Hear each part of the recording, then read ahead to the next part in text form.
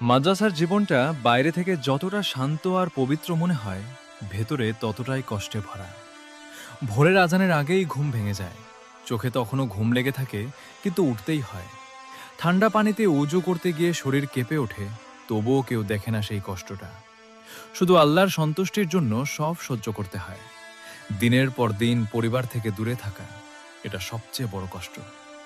মায়ের মুখটা শুধু মনে পড়ে, কিন্তু ছুঁতে পারা যায় না।